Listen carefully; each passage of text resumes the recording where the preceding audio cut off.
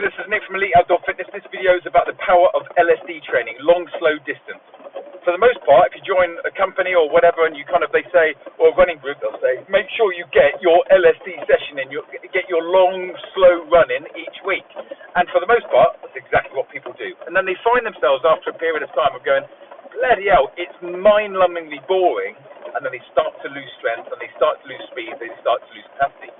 Because what they're essentially doing is they're going out every single Saturday and increasing their mileage by 10%. And then they just get tired, or they get bored, or they get injured. There's loads of ways that you can mix your training around to make sure that the LSDs fit you. So, for example, a lot of the Special Forces lads that I train, we mix it up quite a bit.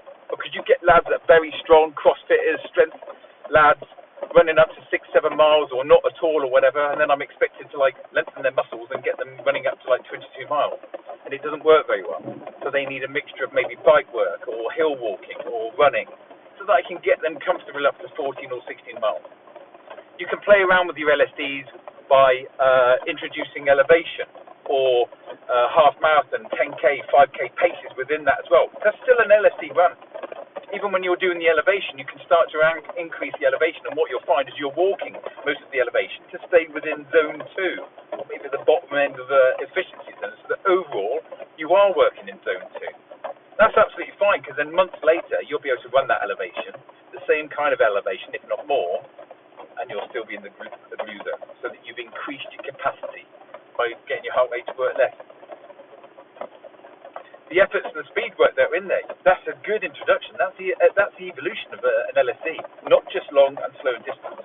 The evolution of an LSD session should essentially, if you're doing it right, is increasing duration or mileage, but you can introduce elevation and speed work within that towards the end. So it's starting to look a little bit closer to what your goal is going to be. It doesn't have to be an efficiency or a lactate threshold session. It can just take the form of what your event's going to be, with the inclusion of speed work and elevation and even weight, but still be an LSD session. You might want to mix your sessions up because you're getting bored or whatever, or you're spending a lot of time on your feet training anyway, by adding in alternate hill sessions or trail running sessions versus bike sessions and running sessions. So within a month period, you're tapping into all of those. It's going to build your capacity in your energy systems.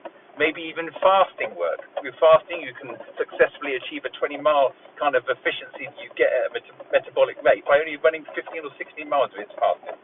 Hope this helps. Any information that you need on this, or give me a shout. I'm at eliteoutdoorfitness.com. Thanks for listening.